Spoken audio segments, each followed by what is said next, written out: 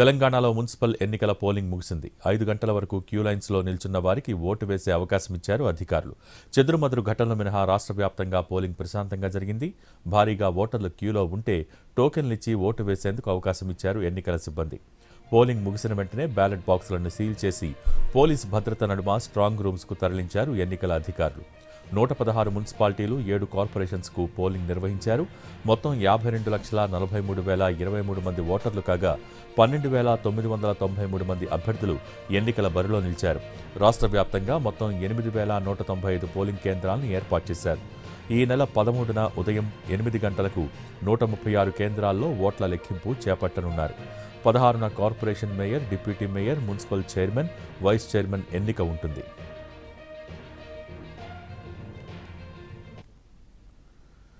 వికారాబాద్ జిల్లా కొడంగల్ జెడ్పీ హైస్కూల్లో ఓటు వేశారు సీఎం రేవంత్. మధిరలో డిప్యూటీ సీఎం భట్టి విక్రమార్క ఓటు హక్కు వినియోగించుకున్నారు. కరీంనగర్లో బండి సంజయ్, హుస్నాబాద్లో పొన్నం ప్రభాకర్, నిజామాబాద్లో పీసీసీ చీఫ్ మహేష్ గౌడ్ ఓటు హక్కును వినియోగించుకున్నారు.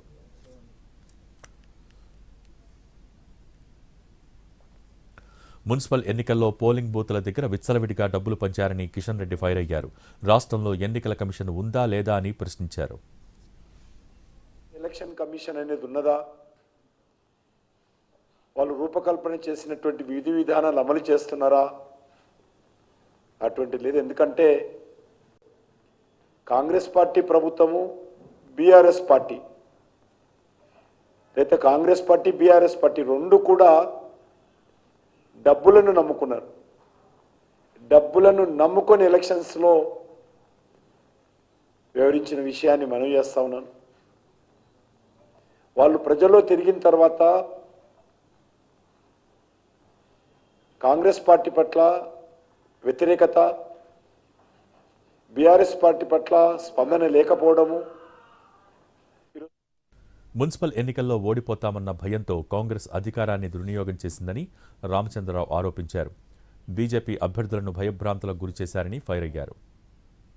భయంతో అధికార దుర్వినియోగం చేసి తన ఆధిపత్యాన్ని నిలబెట్టే ప్రయత్నం చేస్తూ ఉంది. ప్రచార సమయంలో కూడా అనేక అరాచకాలు, మంచిర్యాలలో మా క్యాండిడేట్స్ ఇళ్ల మీద రాళ్లు వేయటము, అటాకులు చేయటము, భారతీయ జనతా పార్టీ కార్యకర్తలను బెదిరించి. మున్సిపల్ ఎన్నికల్లో బీఆర్ఎస్, బీజేపీ ప్రజాస్వామ్యాన్ని అపహాస్యం చేశాయన్నారు మంత్రి పొన్నం ప్రభాకర్. 2 పార్టీలు కలిసి కాంగ్రెస్పై బురద జల్లేందుకు ప్రయత్నించాయని మండిపడ్డారు. ఎన్నికల్లో 80% సీట్లు గెలుచుకోబోతున్నామని తెలిపారు మంత్రి పొన్నం. ఎన్నికల్లో ఆశ్చర్యకరమైనటువంటి అంశాలను మనం గమనించినట్టయితే భారతీయ జనతా పార్టీ, బీఆర్ఎస్ ఒకటిగా తెలంగాణ ఎన్నికల వాతావరణాన్ని, ప్రజాస్వామ్యాన్ని అపహాస్యం చేసే విధంగా ఒక తెలంగాణ సామెత ఉన్నది, మొగన్ని కొట్టి మరమరా అన్నట్టుగా ఎక్కడికక్కడి పోలీసులతో ఘర్షణ పడుతూ, దౌర్జన్యాలకు పాల్పడుతూ, పోలీసుల్లో అక్కడ శాంతి భద్రతలకు సంబంధించినటువంటి పరిరక్షణకు కొంతమందిని ఎవరైనా తీవ్రలో ఎక్కించుకుంటే బలవంతంగా దించుకుంటూ. కాంగ్రెస్ నేత జగ్గారెడ్డి తీరుపై స్టేట్ ఎలక్షన్ కమిషన్ సీరియస్ అయింది. ఆయనపై కేసు నమోదు చేయాలని ఎస్పీకి ఆదేశించింది. ఓటర్ల మనోభావాలను జగ్గారెడ్డి దెబ్బతీశారని వ్యాఖ్యానించింది ఈసీ. ఆయనపై కేసు నమోదు చేసి రిపోర్ట్ ఇవ్వాలని ఆర్డర్స్ ఇచ్చింది.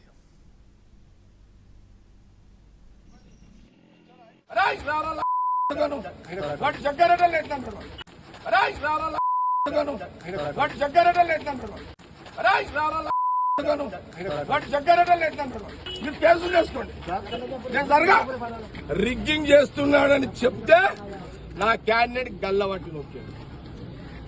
సిఐ శివకుమార్ రావాలి. అసలు వాడు మొగోడైతే ఈసీ ఆదేశాలపై జగ్గారెడ్డి స్పందించారు. సంగారెడ్డిలో జరిగిన గొడవపై ఎన్నికల కమిషన్ స్పందించిందన్నారు. గత బీఆర్ఎస్ ప్రభుత్వంలో దొంగ ఓట్లు నమోదయ్యాయని తెలిపారు. ఇతర ప్రాంతాల నుంచి ఓటర్లను తెచ్చి అప్పుడు సంగారెడ్డిలో ఓటర్లుగా నమోదు చేశారని గుర్తు చేశారు. ఒక్కో వార్డులో 300కు పైగా దొంగ ఓట్లు బీఆర్ఎస్ ప్రభుత్వంలో చేయించారని ఆరోపించారు. అప్పుడు నమోదు చేసుకున్న దొంగ ఓట్లు మున్సిపల్ ఎన్నికల్లో వేశారని మండిపడ్డారు. దొంగ ఓట్లు వేయకుండా కాంగ్రెస్ కార్యకర్తలు అడ్డుకున్నారని అన్నారు. అలా అడ్డుకున్న కాంగ్రెస్ కార్యకర్త గల్లాను సీఐ శివకుమార్ పట్టుకున్నారని తెలిపారు. దీంతో తాను అక్కడికి వెళ్లానని, గొడవ జరిగిందని అన్నారు జగ్గారెడ్డి. మరి ఎలక్షన్ కమిషన్ ఆ దొంగ ఓట్లను ఎందుకు తొలగించలేదని ప్రశ్నించారు. ఈ గొడవ జరగటానికి ఎన్నికల కమిషన్, జిల్లా అధికారులు బాధ్యులు కారా అంటూ నిలదీశారు. ఈ విషయానికి కూడా ఎన్నికల కమిషన్ జవాబు చెప్పాలని డిమాండ్ చేశారు. దొంగ ఓట్లు తొలగించడంలో ఎన్నికల కమిషన్ అధికారులు విఫలమయ్యారని ఫైర్ అయ్యారు. ఇంకా టీఆర్ఎస్ బుద్ధి పోలేదు అవా నీకు? నువ్వేమనుకుంటున్నావా?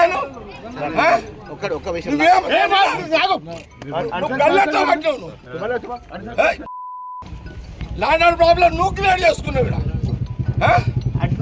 సినిమా అరవైనా ఇదేమన్నా ఏం తమాషానా? రోషం ఉంటే మీరు పక్క జరగండి. వాడు రివాల్వర్ తీస్తాడా, నేను వాడు చేసుకుంటాను. లేదు నా కోపం ఇప్పుడు చూసిరా ఇట్లా మీరు ఒక సిఐ, నీ సిఐ అతను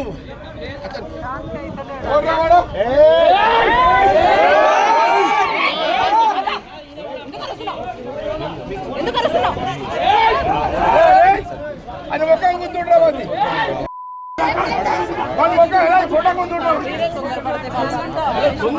నా క్యాండిడేట్ లేదు నథింగ్. ఇక నా మీరు ఒకటే చెప్తున్నాం డిఎస్పీ గారు, నా క్యాండిడేట్ గల్లెట్ల పట్టి సీఎం రమ్మని చెప్పండి. నో నథింగ్, సీఎం రమ్మని చెప్పండి. నేను ఇక జరగా పోలింగ్ ఆపేస్తున్నా. నేను పోలింగ్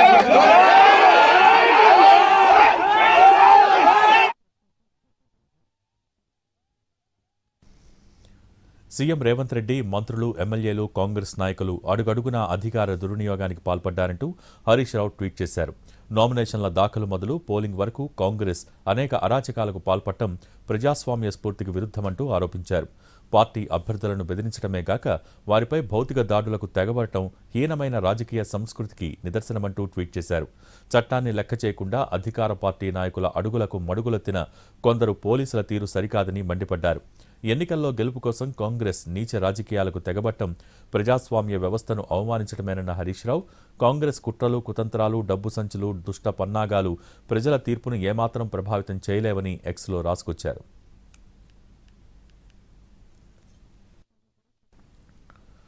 వైఎస్ జగన్తో పాటు అసెంబ్లీ సమావేశాలకు హాజరైన వైసీపీ సభ్యులు సభలో నిరసన తెలిపి వాకౌట్ చేసి వెళ్లిపోయారు.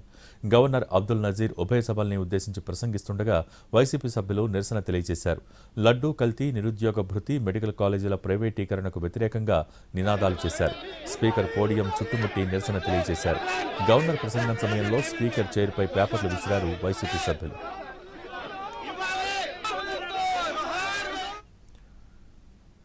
ఏపీ అసెంబ్లీ లాబీలో మీడియాతో స్పీకర్ అయ్యన్న పాత్రుడు సరదా వ్యాఖ్యలు చేశారు. వైసీపీ సభ్యులు గవర్నర్ ప్రసంగం సందర్భంగా సభకు హాజరై కాసేపు నిరసన తెలిపి వెళ్లిపోయారు.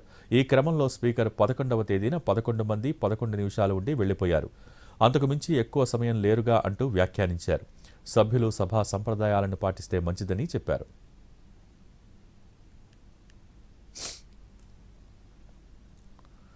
జగన్ అసెంబ్లీకి ఎందుకు వచ్చారో, ఎందుకు వెళ్లారో ఆయనకైనా తెలుసా అని హోంమంత్రి అనిత ప్రశ్నించారు. రాకపోతే స్పీకర్ చర్యలు తీసుకుంటారని భయపడి వచ్చారేమో అనిపిస్తోందన్నారు. అసలు జగన్ను అసెంబ్లీకి రమ్మని ఎవరడిగారని హోంమంత్రి అనిత ప్రశ్నించారు. గవర్నర్ మీద కనీసం మర్యాద లేకుండా వ్యవహరించారని ఆమె ఆరోపించారు. వాళ్ళే ఈరోజు వస్తాము అని చెప్పేసి వాళ్ళకి వాళ్ళు నిర్ణయించుకొని వచ్చారు. వచ్చి ఎందుకు వచ్చారో తెలియదు, ఎందుకు వెళ్ళిపోయారో తెలియదు. అంటే ఈరోజు వాళ్ళ గవర్నర్ గారిని అవమానించడానికి మాత్రమే ఈరోజు అసెంబ్లీకి వచ్చినట్టుగా నాకు కనిపిస్తూ ఉంది. అవమానించడానికి వచ్చారు, అవమానించారు, వెళ్ళిపోయారు అంతే. అంతకుమించి అందులో ఎటువంటి ప్రయోజనం కానీ. ఏపీ కేబినెట్ కీలక నిర్ణయాలకు ఆమోదం తెలియజేసింది. 24 ఎజెండా అంశాలకు మంత్రివర్గంలో చర్చించి ఆమోదించింది. నీటిపారుదల శాఖలోని 7,189 నిర్వహణ పనులకు పరిపాలనా ఆమోదం తెలిపింది. భూముల బదిలీకి సంబంధించి చట్ట సవరణ ముసాయిదా బిల్లుకు పచ్చజెండా ఊపింది. గాజుబాకలో 1000 చదరపు గజాల వరకు క్రమబద్ధీకరణ దరఖాస్తుల గడువును 6 నెలలు పొడిగిస్తూ నిర్ణయం తీసుకుంది. ప్రభుత్వ భూముల్లోని ఇళ్ల క్రమబద్ధీకరణ గడువును జూన్ వరకు పెంచేందుకు కేబినెట్ ఆమోదించింది. గన్నవరంలో కస్టమ్స్ శాఖ భూమిపై గతంలో ఇచ్చిన జీవోలో మార్పు చేస్తూ నిర్ణయం తీసుకుంది. ఏలూరు జిల్లా ఆగిరిపల్లిలో 45.6 ఎకరాలు బయోగ్యాస్ ప్లాంట్కు ఇచ్చేందుకు గ్రీన్ సిగ్నల్ ఇచ్చింది. నంద్యాల జిల్లా సంజామలలో సౌర విద్యుత్ ప్రాజెక్టుకు 1500 ఎకరాలు ఇచ్చేందుకు ఆమోదం తెలిపింది. విశాఖ జిల్లా ఆనందపురంలో 18.57 ఎకరాలు కేటాయింపు ప్రతిపాదనకు ఓకే చెప్పింది. ఏపీ ఏఐ లివింగ్ ల్యాబ్స్ ప్రారంభానికి కేబినెట్ ఆమోదం తెలిపింది. తిరుపతిలో డిజాస్టర్ రికవరీ సెంటర్ ఏర్పాటు, రామాయపట్నం పోర్టు అభివృద్ధికి కంఫర్ట్ లెటర్ జారీ అంశాలకు మంత్రిమండలి గ్రీన్ సిగ్నల్ ఇచ్చింది.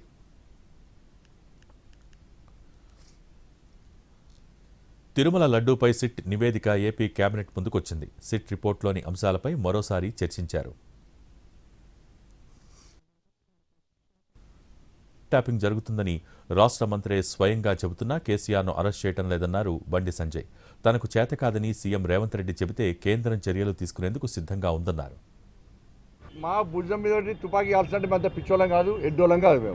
నేను ముఖ్యమంత్రి డిమాండ్ చేస్తున్నా, నాకు చేత కాదు. కేసీఆర్ కుటుంబాన్ని అరెస్ట్ చేసే దమ్ము నాకు లేదు, నాకు రేషం లేదు, నాకు రోషం లేదు.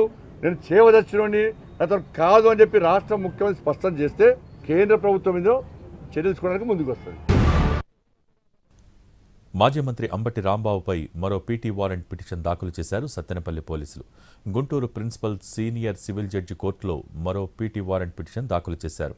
2023లో సత్తెనపల్లిలో సంక్రాంతి సంబరాల పేరుతో లక్కీ డ్రా నిర్వహించారని జనసేన జిల్లా అధ్యక్షుడు గాద వెంకటేశ్వరరావు తెలిపారు.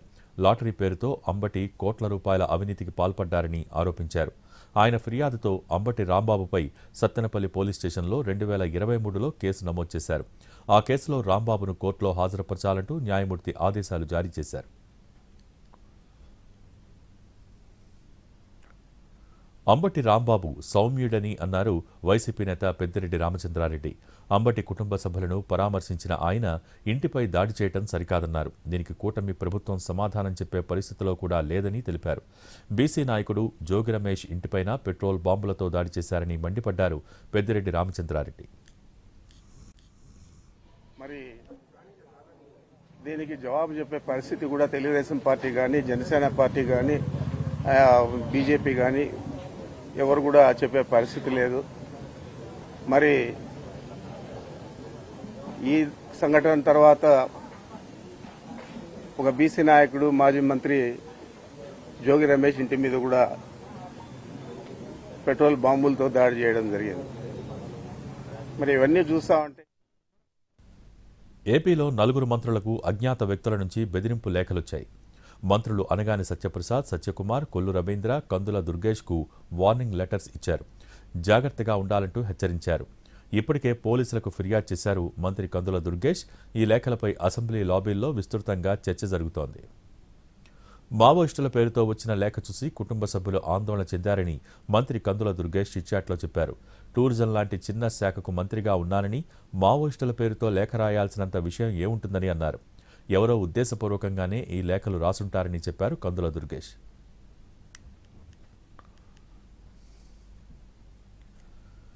ఏపీపీఎస్సీ గ్రూప్ 1 అక్రమాలపై ఏపీ హైకోర్టు కీలక ఉత్తర్వులు ఇచ్చింది. అక్రమాల నిగ్గు తేల్చేందుకు సిట్ ఏర్పాటు చేయాలని ఆదేశించింది.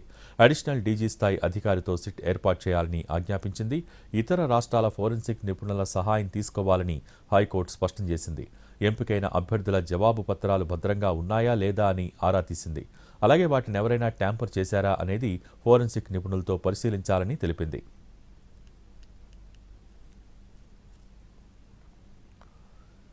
తెలంగాణలో కొందరు ఐఏఎస్లను బదిలీ చేశారు. జీహెచ్ఎంసీని 3 కార్పొరేషన్స్గా విభజించింది ప్రభుత్వం. జీహెచ్ఎంసీతో పాటు మల్కాజ్గిరి, సైబరాబాద్ కార్పొరేషన్లు ఏర్పాటు చేసింది. సైబరాబాద్ మున్సిపల్ కార్పొరేషన్ కమిషనర్గా సృజన, మల్కాజ్గిరి మున్సిపల్ కార్పొరేషన్ కమిషనర్గా వినయను నియమించారు. జీహెచ్ఎంసీ కమిషనర్గా ఆర్వి కర్ణన్ను కొనసాగిస్తోంది. ఇక సింగరేణి ఎండీగా జ్యోతి బుద్ధప్రసాద్ను నియమించారు.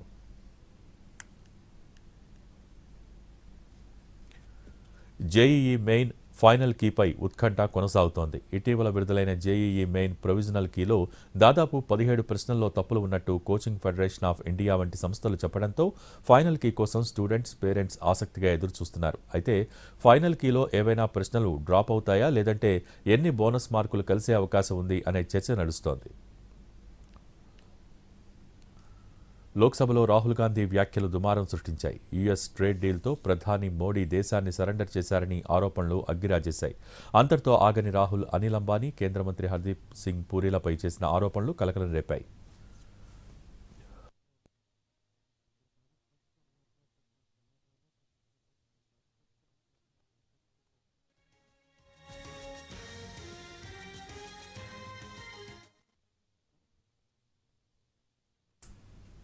ఎప్స్టీన్ ఫైల్స్పై లోక్సభలో మాటల యుద్ధం సాగింది. ఎప్స్టీన్ ఫైల్స్లో అనిల్ అంబానీ పేరున్నందుకే ఆయన జైల్లో లేరంటూ రాహుల్ ఆరోపణలు చేశారు. ఎప్స్టీన్కు అనిల్ అంబానీని పరిచయం చేసింది కేంద్ర మంత్రి హర్దీప్ సింగ్ పూరి అంటూ రాహుల్ ఆరోపించారు. అయితే రాహుల్వి నిరాధార ఆరోపణలని కౌంటర్ ఇచ్చిన హర్దీప్ పూరి ఒక్కసారి ఎప్స్టీన్కు అధికారికంగా మెయిల్ చేశారని బదులిచ్చారు.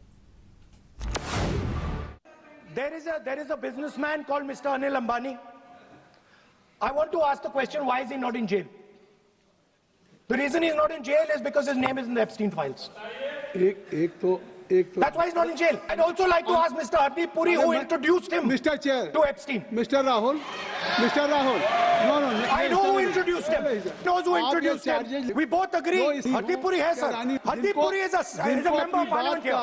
Since you made a reference to me and my name in the Epstein file, अगर आप मेरी वेबसाइट पढ़ लेते, it's in public domain, बड़े सालों से है और ऐसा है, इसमें कोई बात नहीं है. So this innuendo and smear campaign has given me the privilege and the opportunity. 2026-27 ఆర్థిక సంవత్సరంలో రాష్ట్రాలకు 25,44,000 కోట్ల రూపాయలు కేంద్రం నుంచి ఇస్తున్నామని లోక్సభలో తెలిపారు ఆర్థిక మంత్రి నిర్మలా సీతారామన్. అలాగే గత ఆర్థిక సంవత్సరంలో మూలధన వ్యయం కింద రాష్ట్రాలు కేంద్రపాలిత ప్రాంతాలకు 12,22,000 కోట్లు ఇచ్చామని వెల్లడించారు.